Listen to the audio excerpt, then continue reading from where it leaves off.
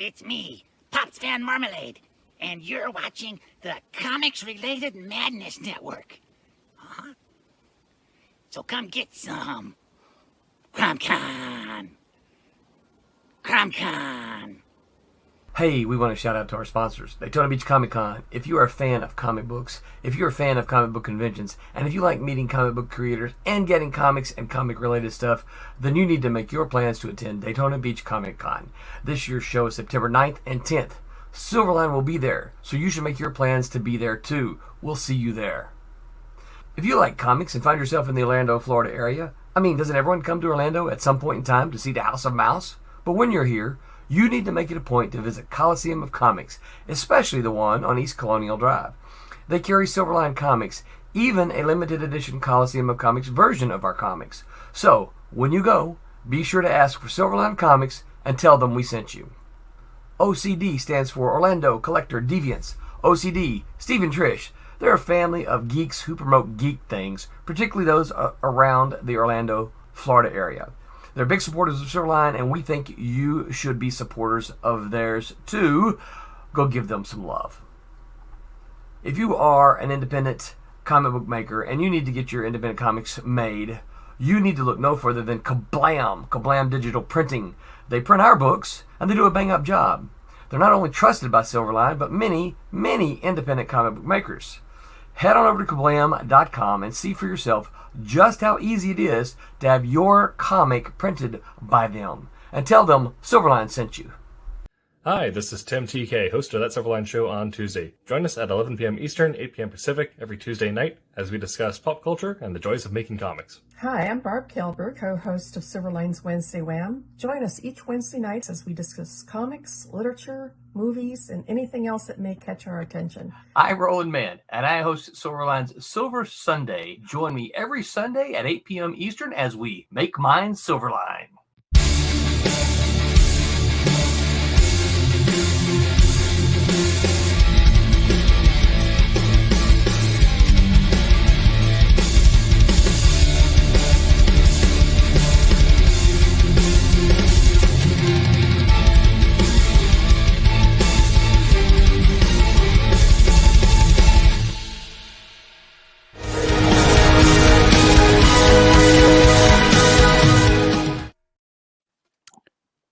And hello everyone. Good evening. How are you all doing?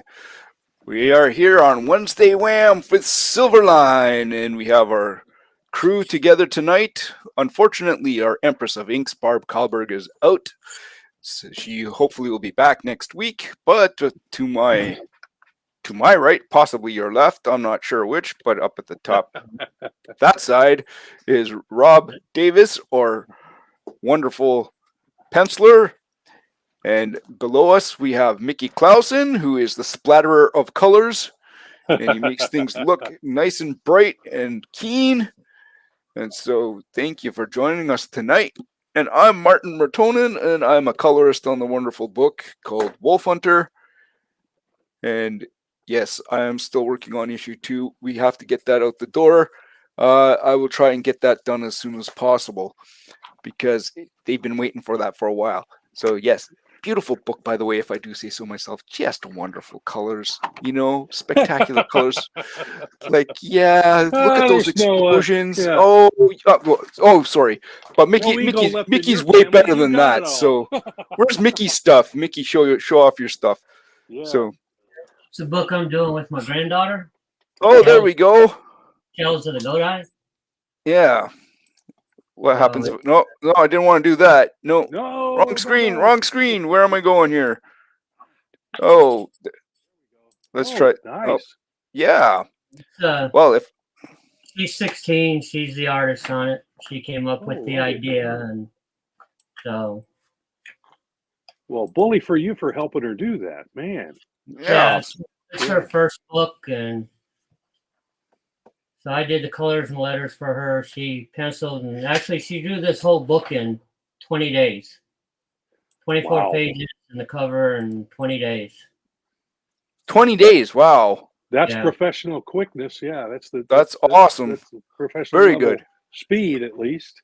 Yeah. Yeah, she did. She liked it. we got a snake appearance of Panda Khan. Okay. So Uh-huh. Who Right did the there. lettering? I did. Yeah, looks I good. did the colors and letters for her. And she drew Most the whole wonderful. book. So is that book available, or is that the... Yes, it's on my website, and we're premiering it at the Hill Country Comic Con this weekend. She's working on issue 2 already. She's halfway done already with it. So, but yeah, the first book, the printer said he needed it by the 20th of June in order for me to make it to have the books by the next convention. And I told her May 31st, and we had 20 days. So, but Yep. yeah, so You had to crank. yeah, she did it all in 20 days while still going to school. So, Wow, good for her. That's called awesome. That's what that is. Yep. Yeah. All right. Whoops. I'm sorry. There we go. 5 sketch covers for this weekend, and then a bunch of other original art to sell for her. So Wonderful. Well, if you guys don't know, we are Silverline, and we make wonderful comics. We got like Cape Town, K-List, the ultimate dad comic. We got what else? We got Divinity, which is by Barb Kalberg, a wonderful story about a girl with healing powers running away from people. We've got Teen Beetle, great for kids. My boys love this book. My boys are 7, about to be 8. They read this book voraciously. We got Cat and Mouse, which is our flagship title. These books are lots of fun. We got some old school stuff that's being recolored. Switchblade. Oh my goodness, we got so many books. And this is John Middick's book, Sniper and Rook. And then we got Trump's. And I wish I had Twilight Grim here, Rob. But Rob does Twilight Grim. If you're into vampires, we got vampire stories. And what else we got? Yes. We've got Sword and Sorcery with Cray. I don't know if it has sorcery, but it's... Yep, there's Twilight Grim. Thank you, Mickey. first issue. And... yeah. And then we have... Oh, and Pal. Beyond the Stars. Yeah, my pal Which is a Ron space Fortier. opera. Yeah.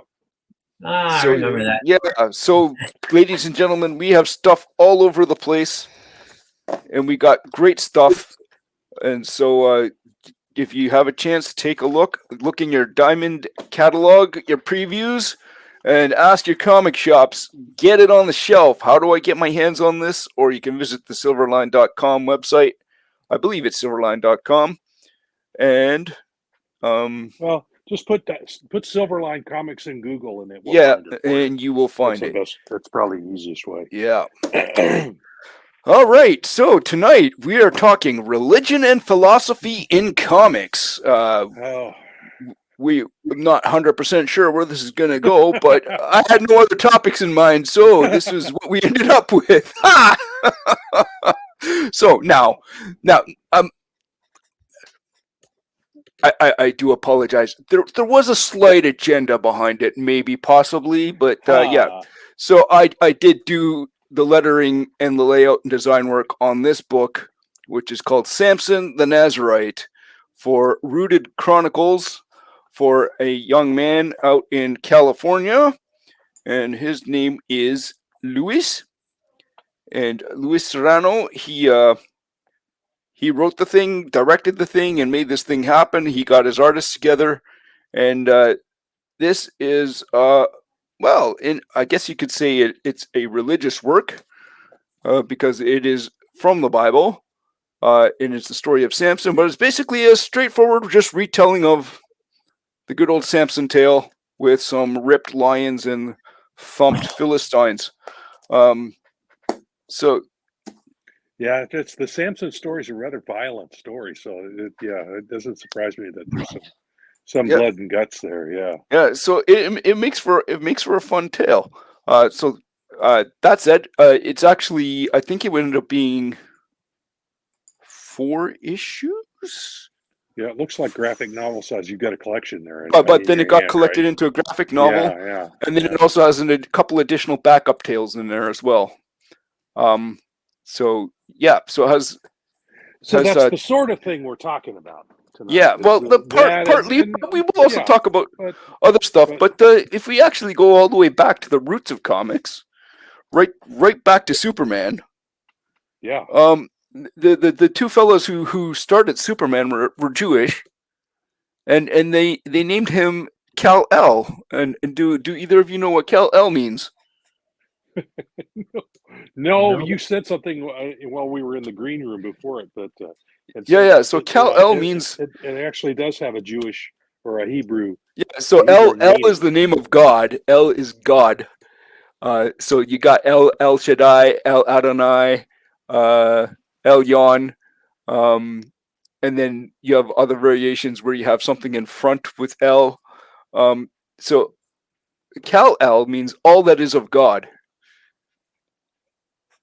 So Superman is all that is of God, and in a sense, I think what they were trying to do is create the ultimate man, the ultimate good man. Well, the Ubermensch. Yes, is essentially what they were doing, which is why they called him Superman. Ubermensch is German. If you translate it to English, it's Superman, right? Or Superman. So yeah, and yes, and there's elements that they pulled from all different places. The Fortress of Solitude comes from Doc Savage, as do other elements like Doc Savage's last name was Clark, if I remember correctly. So Clark Kent, and Kent Allard was another pulp character. They took pieces from different pulp characters and kind of slammed them together to create this. So there's a lot of influences in this, but at the basis, you're right. They were trying to do the Ubermensch, the Superman, the ultimate expression of good in the universe in Superman. So yeah, that definitely fits into the whole theology and philosophy. Yeah. So, and in a sense, would you consider the Superman a messiah, a messianic kind of character? Yeah, of a sort. Yeah, I mean, because he's it comes down to him being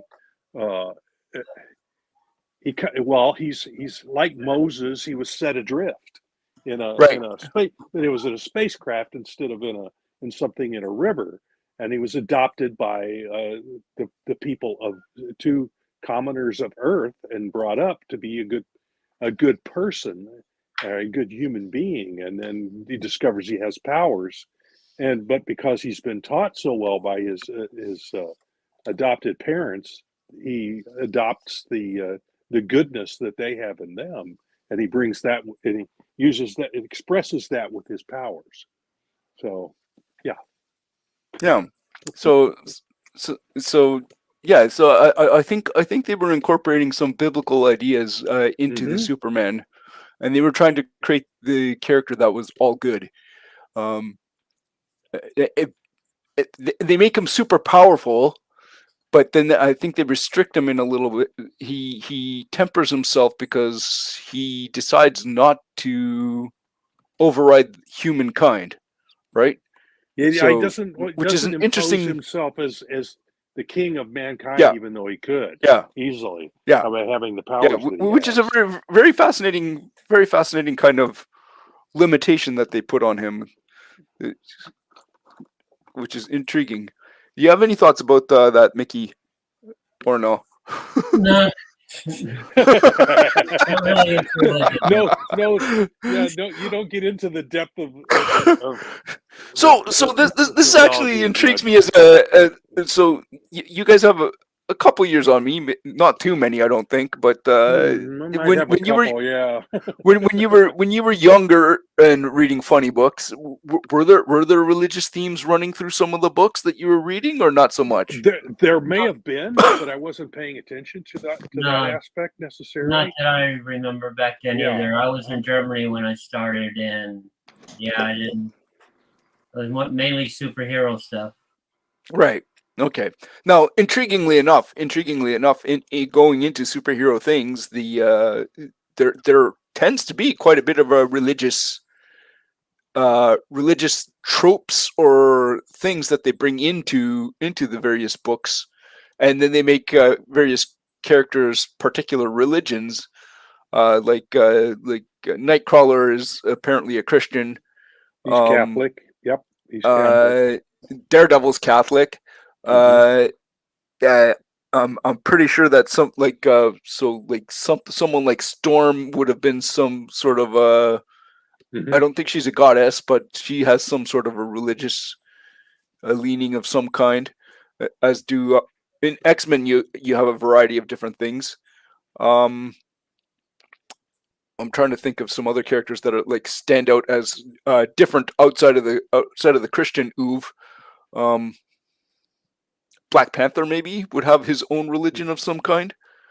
Um, Yeah, a theological base. Yeah, not necessarily, uh, right, God based And then you got necessarily, but guys definitely. like Thor, God of Yeah, Thunder. exactly. You're talking about Viking mythology, and then you right. have Thor, yes, Hercules, Hercules, and yeah, so they were characters from mythology, which I guess you could say is religion too, yeah, back in the days. Hmm. So yeah. Yeah, No, comics kind of lends themselves to a wide variety of storytelling approaches, and you can do the straight up superhero tale, and you can do other things as well. Um, so one of the guys who kind of takes this into an interesting direction was Will Eisner. So I'm going to add this to the stage here, and he kind of coined the term graphic novel, and this was the actual first graphic novel that kind of came out, I think. well, According it's to not the first, but I believe it's the first where that was called a graphic novel. right, right, There were other things that were very similar that were big thick stories, and weren't told in chapters first and then collected, but were actually built as a graphic novel. So, but right. yeah, he kind of popularized it with this and other things that he did. So Will Eisner's he's an interesting cat. He has great layouts and design work. Uh, he manages to do a lot with a little, and then he sticks a lot. um, and he's a master of body language. Like, and Yeah, I think it's almost overblown, but it's yes, right at the edge of going too far. right, So yeah, he's always just pushing the edges yeah. with that sort of Well, thing. Yeah, he's a little bit cartoonish, I think. Um, yeah, definitely. Well, all comics are essentially cartooning. Some more realistic than others. yeah. I mean, So you can't say Jack Kirby's not a cartoon. right, Really, yeah. people say it's realistic, but now examine it closely. It's cartooned, Well, yeah, definitely. yeah. Well, Yeah, it's stylized. I think Jack Kirby was a little bit more designy. Um, but yeah, cartooning. So yeah, so here here Will Eisner is kind of Yeah, he's um mixing it up a little bit because he's got so much. There's yeah, text pieces in there, yeah, and then there's like that page where there's only essentially two panels. yeah, So yeah, it's he's really mixing it up. So yeah. And the thing that's interesting here is, so if you didn't know any better and you looked at it very briefly, you would look at people might look at his stuff and just pass it off and say, "Ah, whatever." But I would tell you to stop and actually look at his stuff, and once you stop actually and read see it. it, Yeah. Hmm. you all of a sudden understand like what he is doing is like phenomenal. He has like he has shapes and forms, and everything is there, and he has like uh yeah, he's just There's nothing extraneous. It's very yeah, he puts in detail when he needs it, leaves it out when he doesn't need it. I mean, like that Ex- page right there. There's very little, background detail, and then yeah, but then you get into moody stuff like that next page yeah, with the lighting effects that he uses there. Yeah, he's very effective at using yeah, shading and black. Just yeah. yeah, incredible. And Anybody he's amazing wanting at to having study, very few panel borders. yeah, well, in this he does, yeah, and Yeah. but he also more than many artists of the same time period, he uses lettering Yes. as part of his storytelling as Y- well. absolutely. So Yes. yeah, I don't know if he did his own, but I'm imagining he did. Yeah, he did. He did. I mean, he had assistants, I'm sure, as well, but he did the basic design work and had people Yep. working with him. But yeah, even using the lettering itself as part of the storytelling is just yeah, it seems kind of blasé now, but when he was doing it, that was groundbreaking. Yeah. Yeah. Yeah, Yeah. so So this image here from a perspective of philosophy and religion kind of shows the emanation of the soul.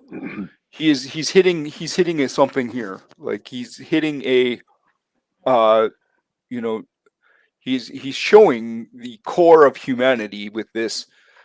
Um and the story goes that this fellow made a contract with God when he was a young man, and his contract was ended up saying, I will do all these good things for you, God. And he does, and he gets this little girl given to him because he's such a good man. And this little girl, he adopts her as his own, and then she dies. And he feels that, well, I kept my end of the bargain, but God, you did not keep your end of the bargain. And he then like here we see the absolute despair going on.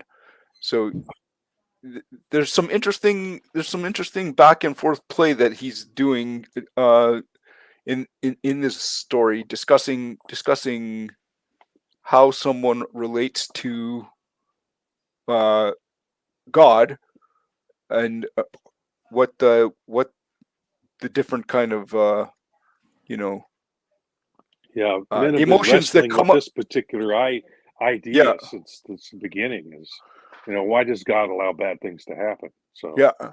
So then he spits on the contract, throws it out the window, and then he shows that it seems like God is upset because the heavy rains come down, and then this guy abandons his faith, or not his faith, but he abandons his good works and becomes this tycoon.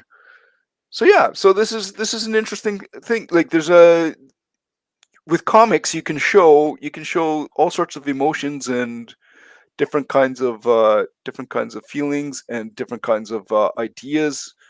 Like, so if we actually go back here, the interaction between man and God here, where he's yelling at God, and then God speaks back with lightning, and then he yells at God again, and very very interesting kind of things. So there's things you can do in comics if you wanted to discuss kind of religious ideas. Um, so another comic that happened to be in the kind of philosophical vein was the Silver Surfer back in the day. So I'm gonna jump right here into the middle of the book. of a This is the very soliloquy, first it issue. looks like, yeah, from Yes, yes. So the surfer. I will read a little bit of this just so we kind of get the idea, and maybe you guys can put in your 2 cents. In all the galaxies and all the endless reaches of space, I have found no planet more blessed than this. No world more lavishly endowed with the natural beauty, with gentle climate, with every little melodramatic, I think. Yeah, well, it's Stan Lee. With every ingredient to create a virtual living paradise, possessed of rainfall in great abundance, soil fertile enough to feed a galaxy, and the sun ever warm, ever constant, ever symbolizing new life, new hope. It is as though the human race has been divinely favored over all who live. That's an interesting insight that he's bringing out. And yet, in their uncontrollable insanity, In their unforgivable blindness, they seek to destroy the shining jewel, this softly spinning gem, this tiny blessed sphere which men call Earth. While trapped upon this world of madness stand I. How much longer am I destined to endure a fate I cannot even comprehend? So here's this, here's this silver creature, or whatever, pondering the Well, at this point, he's been ailments trapped of on man. Earth. He has the ability. Before Yeah. this, he's had the ability to travel anywhere in the universe, but suddenly he's trapped on Earth. He can't get out of the atmosphere. Anytime he attempts to, he gets slapped down. His Galactus has forced him to stay on Earth, and so as I said before we came on the air, he's contemplating his navel. You know, he's Yeah. looking at his situation, and also looking at the situation around him with Earthlings. So Yeah. yeah, this definitely a lot of philosophy involved in especially early Silver Surfer, when he had his own magazine. Yeah. So this is definitely a Yul Brynner ripoff here. I'm 100% positive of that. And the interesting thing here is, I was looking at this and I was like, "Oh, this is Jack Kirby," and it's not. It's John Buscema. No, yeah, So yeah, kind of trying to channel Kirby's storytelling, but yeah. yeah. So so Silver Surfer is so he contemplates the humankind and what's going on, and some very fascinating ideas that he kind of takes on. Well, there's a So lot he of kind of talking comes to heads Earth in as this. yeah. He does talk an awful lot. So yeah, Yeah, this is essentially his origin story here, I think, isn't it? yeah, it is. It's quite fascinating, but this is this is comics, man. So Well, no, that's realize when this was being done too was the 70s, yes. No, this was when '68. So everybody yeah, was, 68, late 60s, early 70s, when people were talking about altered consciousness and mm, doing drugs in order to get in touch with the universe and whatever. So there was a lot of that sort of thought going on. yeah. So he was, and Stanley was trying to play into that. So So do you have any thoughts about this, Mickey? Well, him contemplating that, he's not religious. I think he's more thinking he doesn't understand the contradictory between right, people on the planet, Yeah, between good and bad, and their philosophies on it. Where, yeah, so many are good and they have hope and everything, yet there's a lot of despair in the world. yeah, And he doesn't fully understand the religious thing that people have, or the religious philosophies going on in the planet and how many different ones there are. yeah. Being he's never encountered that on other planets, I assume. Otherwise, he would know. Yeah. Then we get introduced to Galactus, and Galactus is the eater of planets, and so then you can end up. He ends up, talking about a whole bunch of different. Probably they tackle a bunch of different philosophical ideas. Once they introduce this idea, well, he becomes the Silver Surfer because he's Galactus's herald, right? So yes, Right, yeah. And leading Galactus to worlds that he can consume. yeah, Yeah, Galactus doesn't have any good or bad or any kind of different philosophies. All he wants is the energy to survive, to live.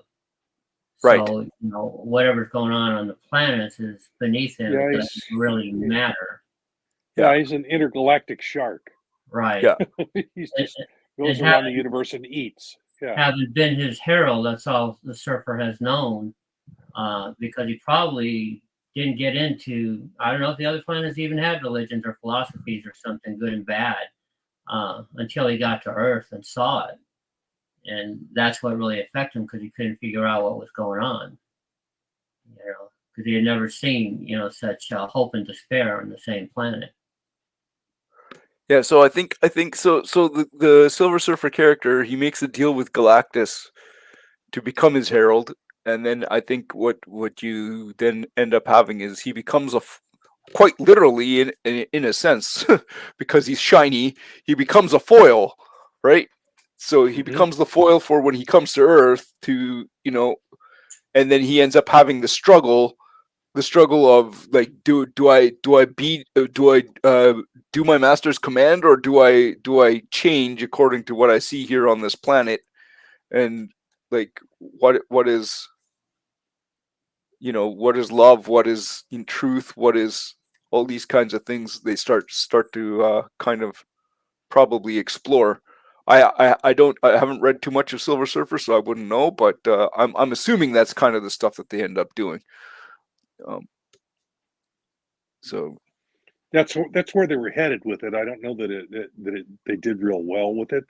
right, I don't recall reading it myself. This was about the time when I started going to college and wasn't reading comics as much yeah, as I had before that. So yeah, that's when this happened. 68, 69, 70 in there. That's my late high school years and early college. So right. So now, interestingly enough, in 1988, Stan Lee and Mobius did a version of Silver Surfer, which you may or may not have seen. And this was done under the Epic Comics label, which was one of the imprints of Marvel, for their more kind of adult, or yeah, not adult necessarily or more adult, but serious stuff. more Yeah.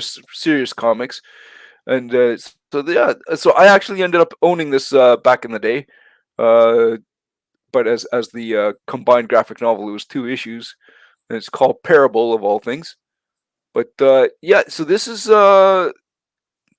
in a strange way, I'm going to suggest that this book, because Mobius also had kind of I what's the word I'm looking for, some esoteric ideas on how to create art. So when Right. he would do Arzak, which was kind of a little bit more kind of strange and whatever, and he was kind of just doing stuff that was kind of like, just he would do stuff, and like, where would it take him? And he tried to philosophically uh, or religiously understand what he was doing, and he would try to incorporate that into his work. And so in a weird way, this book, between him and Stan Lee, ended up being for lack of a better term, a kind of a religious thing.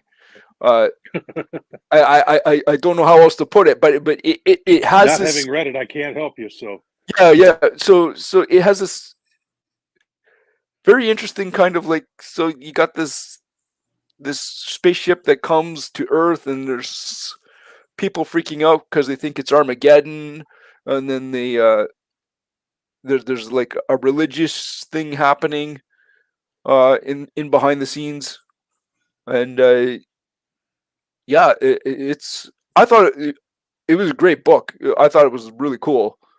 And the storytelling is really well, fascinating. yeah, yeah, So so it's philosophical, has some religious stuff in it, has some action. And so in that, one interesting thing is, I actually saw a making of thing, and he had at the start he had started drawing some characters with a lot of detail, and then he realized, oh, I don't these characters are not important, they don't need detail. And so then he said, I reserve the detail for things like this, right? So then you have this close-up shot when he sticks all this fancy work into the main characters. So here, this is some religious guy that ends up becoming a part of the story, and he feels like he's being taken over by Galactus. My TV ministry once reached millions around the globe, but the public is fickle. I've been losing converts. Galactus will change all of that. So he decides he wants to become a minion of Galactus because Galactus will allow him to become his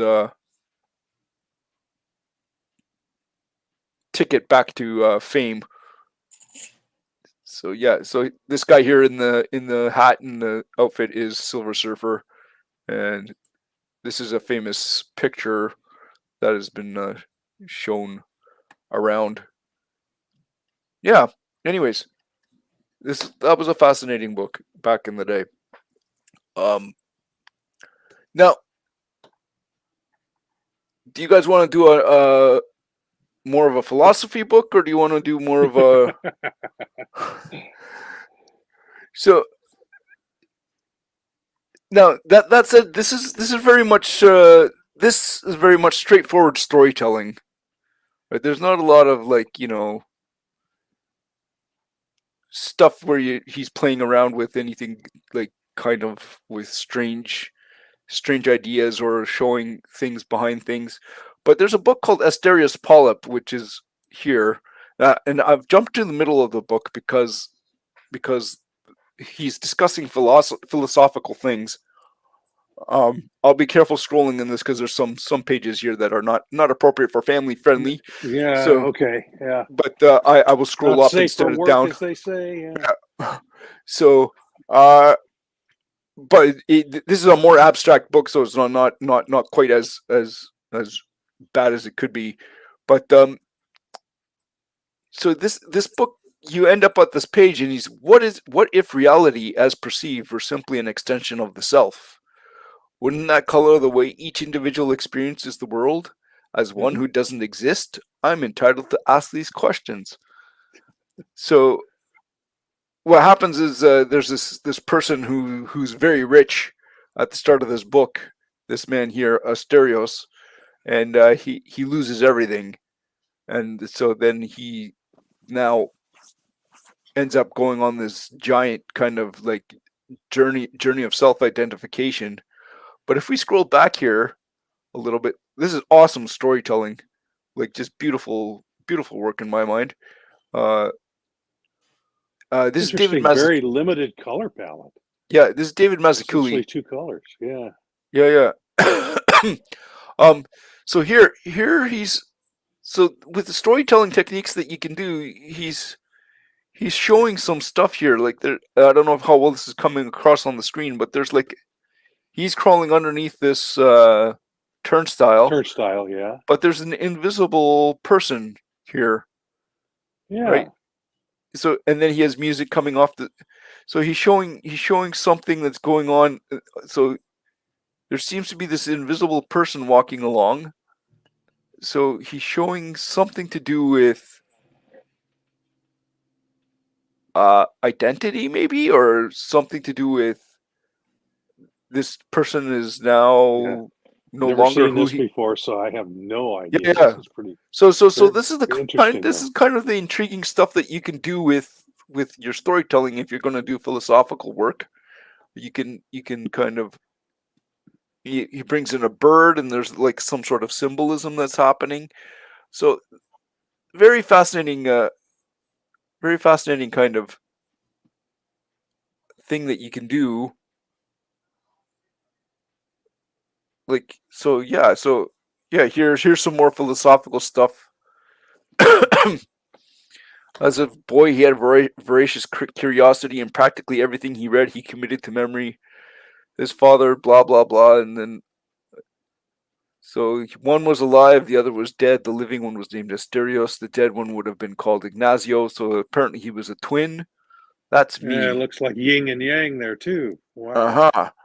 And now, 50 years later, Asterios is standing in the rain, watching his home burn up, thinking one thing: not again. Maybe the guy that you said I was kind of follow him is the ghost of his dead brother. Yeah, maybe. So this is very fascinating. So there's some very interesting things you can do if you want to tell stories that are in this kind of vein. Yeah, and you Uh, don't have to have a realistic style. You don't have to have a like a Mobius style either. This is yeah, a very stylized, cartoonish type yeah, thing, but yet he's expressing some real deep philosophical ideas with You it. know, back at the beginning, you had said that when you read that one thing, it said that about the extension of what people perceive as an extension of themselves. But it mentioned that since he does not exist, yeah. Perhaps it's you know, coming from the yeah. Perhaps how it, could he, yeah, be extension of himself because he does not exist. yeah. So So he, perhaps the non-existent one is his brother. So yeah. So yeah. This is very fascinating. So you can portray ideas. You can portray ideas, philosophical ideas with your art in a fascinating way. So this is a book that intrigues me. I might go run over to my library and see if they have it. I'm not sure. I want to pay for it, but yeah. So David Mazzucchelli. Now he also did like Batman Year One, I think, with Frank Miller. Um, I think it was Batman Mazzucchelli? Year One. Mazzucchelli, yeah, That's David Mazzucchelli. yeah, yeah, Wow, yeah. that's So not the typical style I see him work in. He's got yeah, a yeah. very So he, realistic style as well. yeah. So this is Wow. so he's trying something really different here, which is very cool. So that's kind of Definitely, neat. yeah. Yeah. All right. Wow, okay. So Yeah, I would not have thought that's who had drawn that. what was That's his brother's fascinating. name? He was Asterios. What was his brother's name? Ignacio. If you go back, if you look at that logo, there's an Oh, okay. no back down. There's like an eye here. Uh huh. I'm wondering the other one up top where it says, if you look like it says Oh, Asterios, you can see it. But then if you look at the I. blue in there, is that Ignacio? Oh, maybe. Yeah. It is. So there's an I. Is this a G in here? Yeah. Uh, I. Wow. Okay, so yeah, it's about his dead In brother since A, the world yeah, is there's an an A extension in of there. itself. Wow. Yeah, it's all in there. Yeah. God, wow. So it's Wonder more, what he I was think, more of a wonder what he story was where his smoking dead to come up brother with is this. Wow. perceiving the world Yeah. since he's not in it. Yeah. Very interesting. So yeah. So you can tackle some very big ideas in this.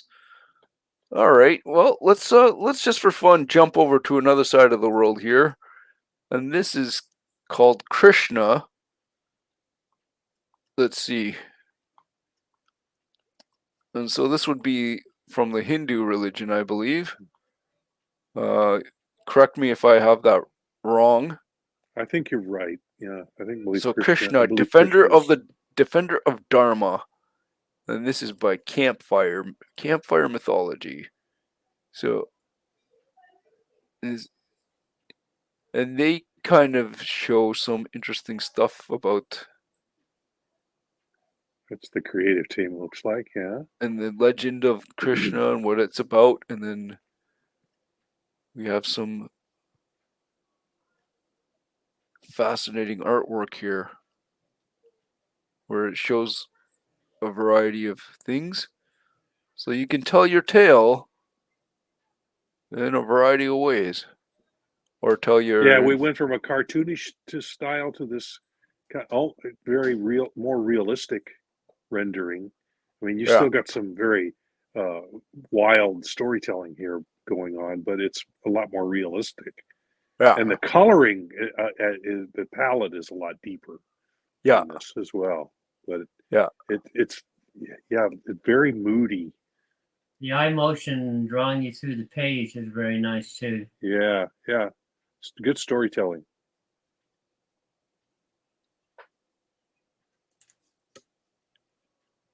yeah. Very interesting. Yeah. And these guys, then another person did this, which is another Krishna tale.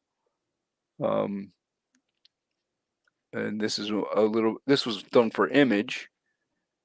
This would be a little bit more of a graphic approach. Yeah, a little more stylistic. And so you can take your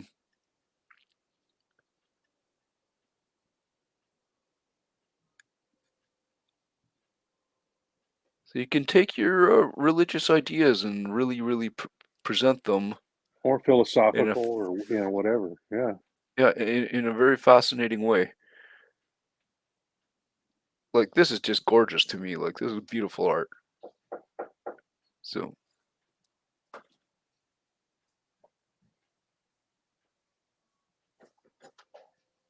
No talking heads here. no, Very visual. lots of pretty pictures.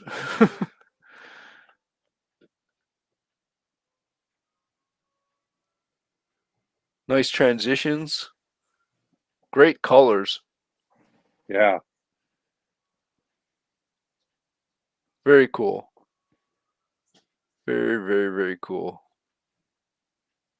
What are any thoughts on the colors there, Mickey? Very nice. Yeah. Like where they go from the purples down to the red. Yeah.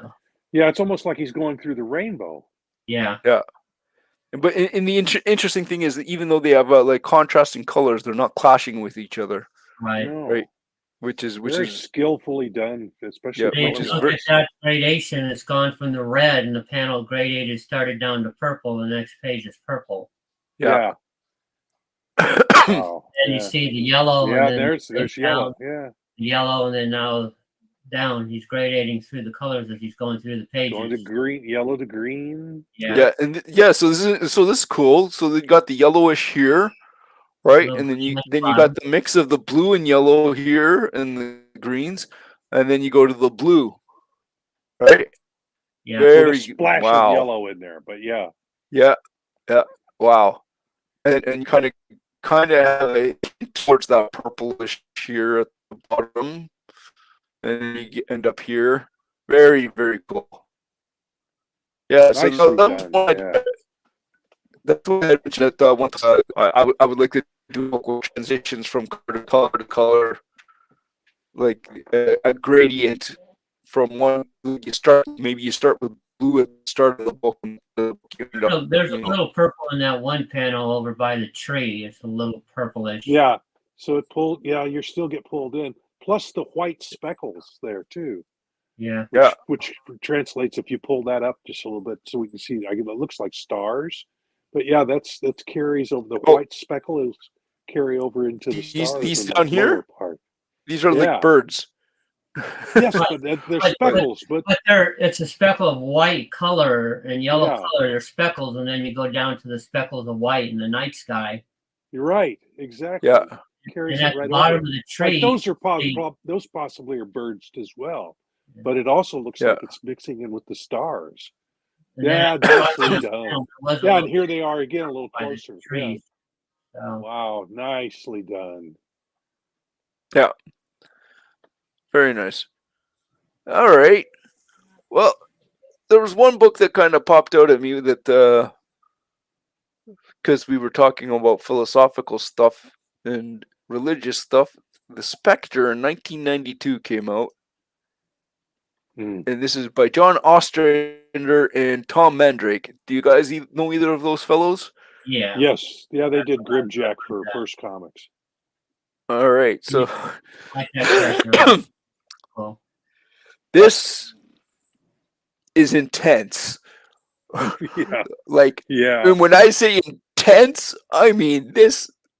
I like, to tell you the truth, this character has always kind of freaked me out. I've looked at him on the shelf. I don't know if I've ever picked up the book to look at it because this character has always been a little bit I don't know about this guy. So I decided to take a look at what this was about. And wow, does it it's crazy. So apparently this character, the Spectre, is literally the wrath of God embodied in human form. He's retribution. Yep. He's retribution and personified. Yep. So you're like, wow, okay, so this character here, is the Spectre. And we start with a quote from Charles Dickens' A Christmas Carol.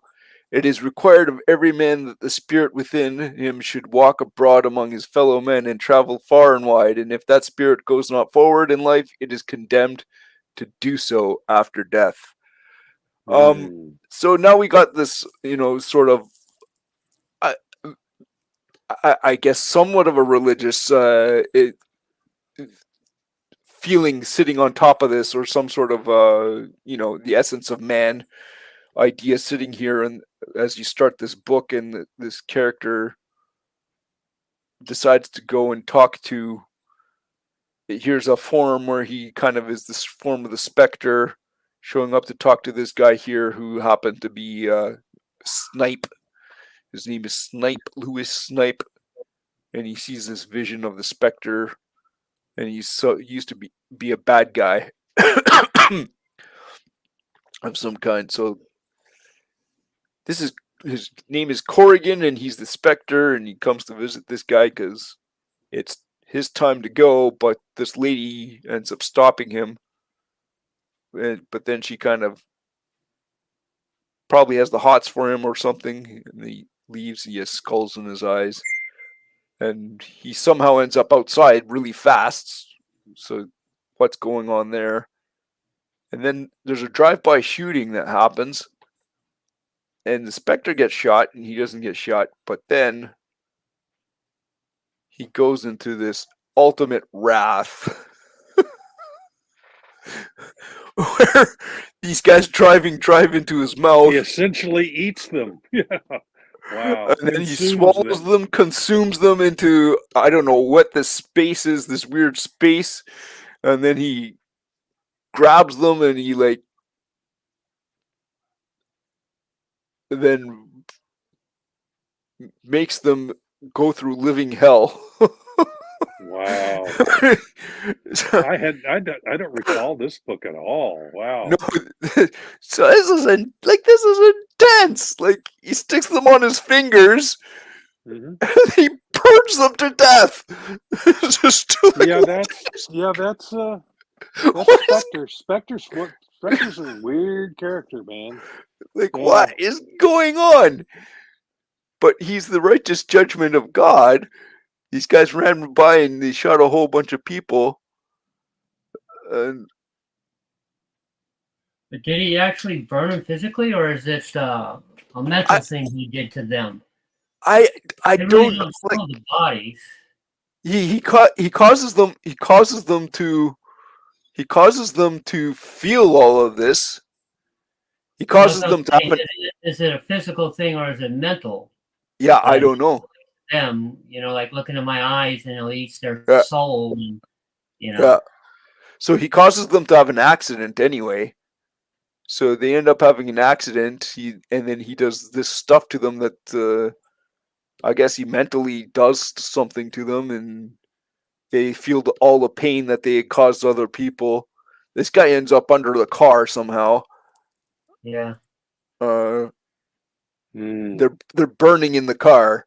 So I guess he caused the accident, and then he allowed them to feel all this pain while that was going on. Before they die. Yeah. And then, well, eventually he comes back for Mr. Snipe here, and he enters into him through the eyes. Yeah. So now this is just so crazy. So if you wanted to represent, God's wrath, I think these guys have done a phenomenal bang up job of it. And I would be running to my local church as fast as possible after reading this. Yeah, you do. Yeah, going to the priest and confessing to my sin. He's worse than Ghost Rider. Yeah. Yeah. So then maybe we need to go visit Daredevil here and become born again. So interesting enough, Mr. Cooley is back here. I'm not sure what what role he's playing. I guess he wrote it with Frank Miller, or him and Frank Miller worked on the art it together. doesn't say. Yeah. So Probably both story and art. yeah. So this is so that there's a bunch of religious stuff that's going on in this book, and you have twists and turns with the human condition going on. Now, I haven't read any of this, so I don't know what to say about it. But yeah, Well, this was a pivotal storyline in yes, the whole Daredevil thing that Frank Miller was doing. This was mhm, this was a kind of a turning point for the character. right, Where it got very philosophical after this, and it was right, everything was leading in this direction, and then boom, here it is, and yeah. So you can tackle well, very big. that's the strength of the medium of comics, Yeah, is that you can take on just about any idea or any concept and run with it, take it somewhere. Oh, here we go. That's Kirby. That's the Eternals, isn't it? that's Yeah, correct. yeah. So and then he also did the New Gods as well. Well, I was hoping you would get to those because that's definitely very theological. As I understand the story, Kirby wanted to do this with Thor, wanted to do Right. Ragnarok, and what happens after Ragnarok is over and all the gods are dead, then they're resurrected as these new gods. But Marvel didn't want to do that because Thor was still selling pretty well at that point. So Kirby pocketed it, and then later on went to DC and brought it out and created it. And it's some of the ideas he very theological, very Mm-hmm. mythological. Mm-hmm. So yeah, and the themes that he was exploring. Yeah. So he was definitely exploring ideas of gods or God, or the idea of what different ideas meant in these, and he tries to encapsulate specific concepts within the characters, and yeah. So yeah, so philosophy and religion can be done in comics. You can look at them from a variety of different ways. You can do it as straight up storytelling. You can do it as Very stylized, very more cartoonish, stylized. very depending, You, and yeah, it's yeah. amazing. The direct, oh, the places you'll go, as Mm-hmm. Sue said. Now All right, what this do is you got Kingdom here? Come, Oh, Kingdom Come, yeah, another, which was so. yeah. This was interesting because this was done from the perspective of a actual minister who's Hmm. I guess he's on the edge of losing his faith or something, Yes, and then he ends up seeing all these superheroes that are like on the level of being minor deities, and yeah, at yeah, the very least, demigods, yes. and it kind of goes through Yeah, what, he goes through a spiritual journey, more or less, yeah. yes. So you can explore faith and philosophy and reason and a variety of different things in a variety of different ways, and you can make it exciting and as mystical or as straightforward as you want. And comics is a decent medium where you can actually do this kind of thing. So we're kind of The coming up limits, to. the Oh, go limits ahead. are your imagination only. Yeah, That's it. The limits are your imagination. yeah. So there was a whole bunch of other books that we could have looked at, but I think we've kind of run out of time, folks. We've hit our hour mark. Yeah. So yeah. So this was an interesting exploration. I have no idea if we've touched on anything of interest or not. I thought it was kind of interesting, but if somebody has an interest in these kinds of things, this stuff actually has been incorporated into comics right from the get-go. So right from Superman, you have these underlying philosophical and faith-based ideas running through the books. Yeah, But we didn't it- even touch on Wonder Woman and Right. her underpinnings or any of Right. that.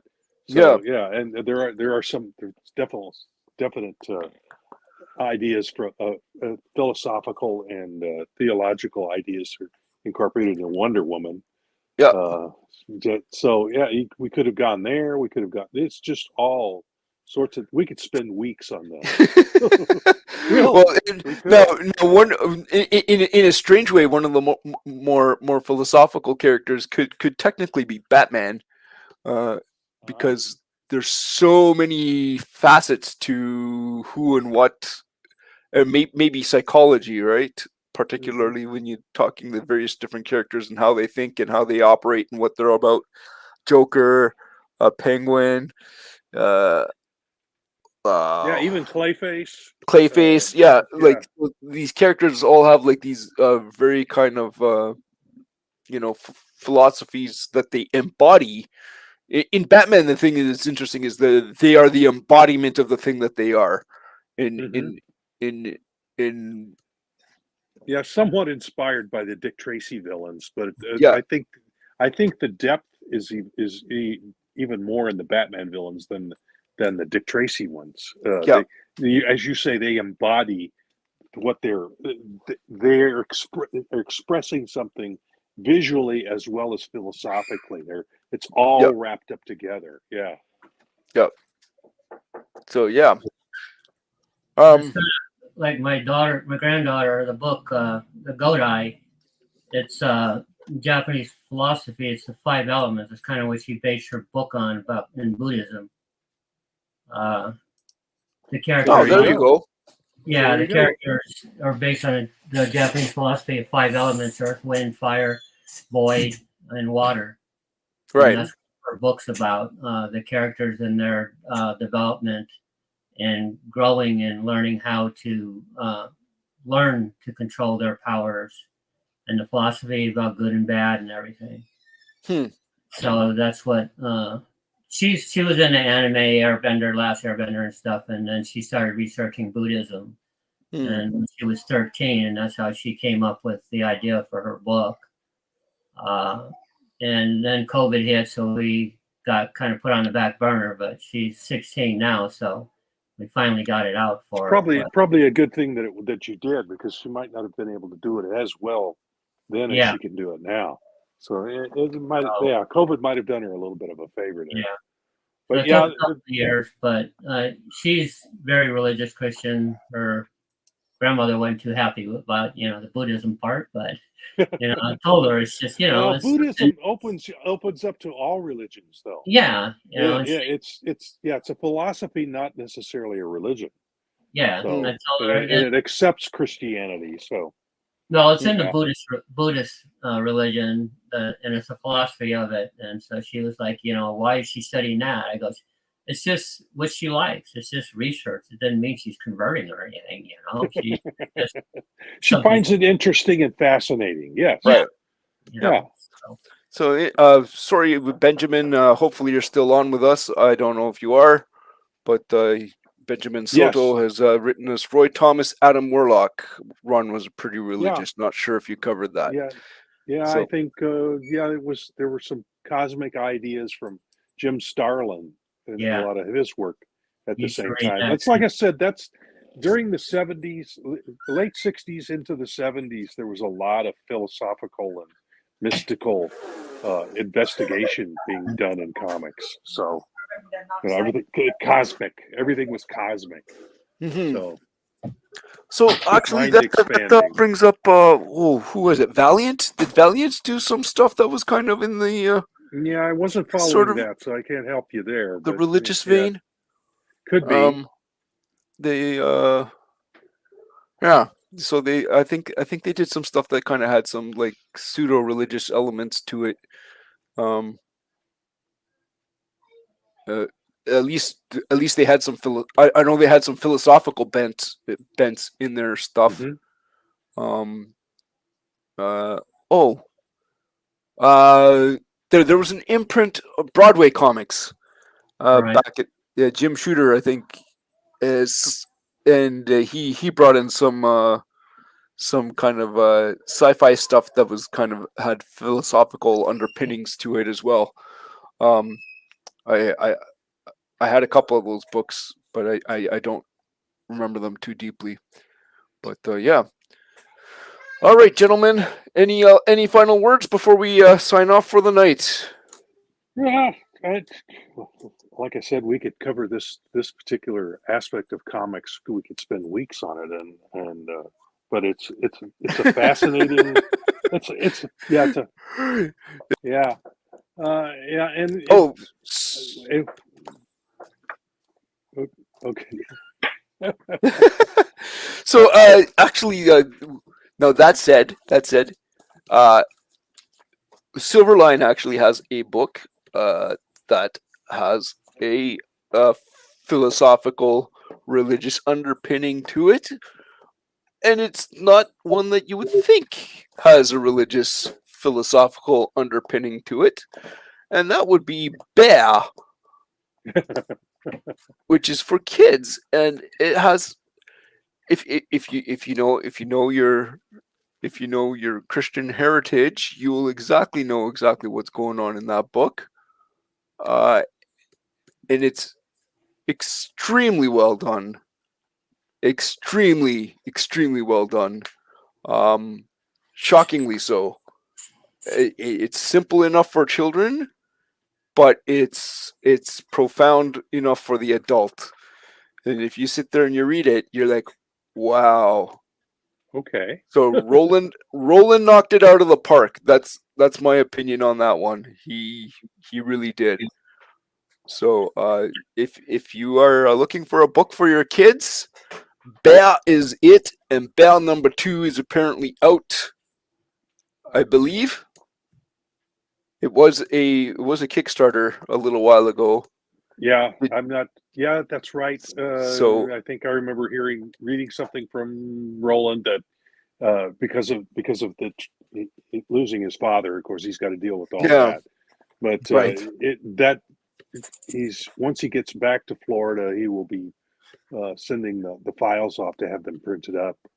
So it's in the process at the moment. It's going to take a little longer because life and death intervened. Mm-hmm. So Yep. but he has to deal with all that for a little bit, and then he'll get back to that. But yes, I believe so. And that and Beyond the Stars, which was issue 3 or 4, I forget now which one it was. I think it was 3.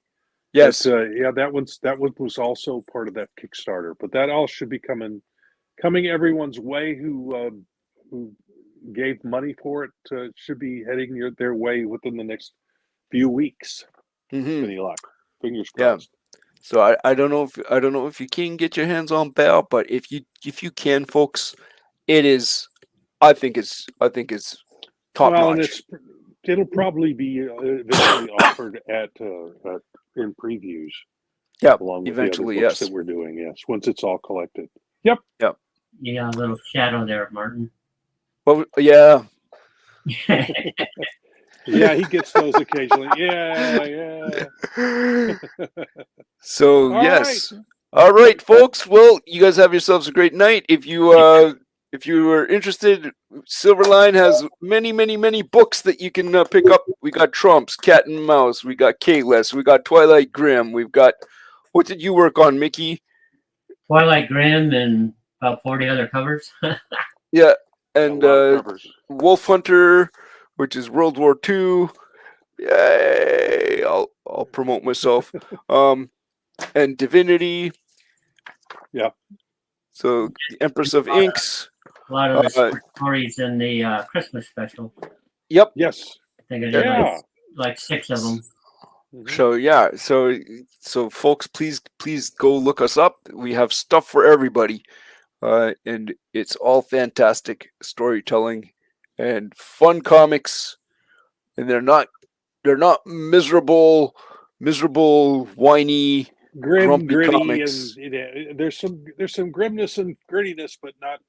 It's But not the it end has a all and be all. little bit more heart.